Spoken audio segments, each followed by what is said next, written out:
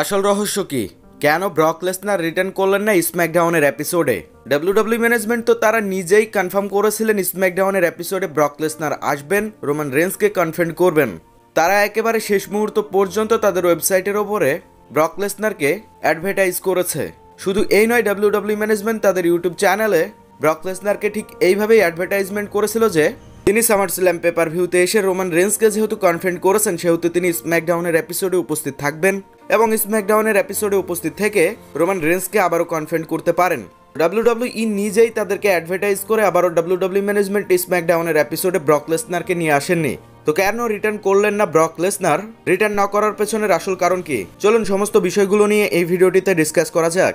বিশেষ করে আপনারা অবশ্য সকলেই জানেন যে স্ম্যাকডাউনের এপিসোডের শুরু থেকে একেবারে শেষ পর্যন্ত আমরা খুবই অপেক্ষা করেছি যে ব্রক লেসনার হয়তোবা রিটার্ন করতে পারেন স্ম্যাকডাউনের এপিসোডে।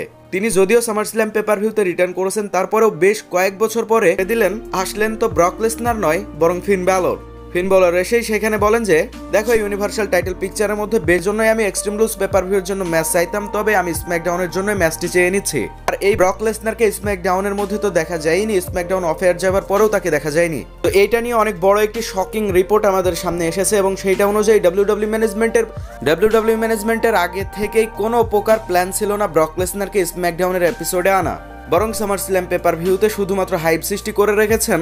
আর তারই ধারাবাহিকতায় স্ম্যাকডাউনের এপিসোডে ভিউয়ারশিপ আসবে, ডাব্লিউডাব্লিউই ঠিক এইভাবেই আমাদেরকে বোকা বানিয়েছেন। আর যে রিপোর্টস এবং আপডেটটি এসেছে সেটা অনুযায়ী আর ডাব্লিউডাব্লিউ ম্যানেজমেন্ট ক্রাউন জুয়েল বলুন অথবা এক্সট্রিম রুলস পেপার ভিউই বলুন, এর আগে বেশ কয়েকটি স্ম্যাকডাউনের শো রয়েছে, সেহেতু এখানে তাদের মধ্যে এত লম্বা ফিউড কন্টিনিউ করা যাবে না বলেই কিন্তু এখানে ফিন ব্যালরকে অ্যাড করেছেন।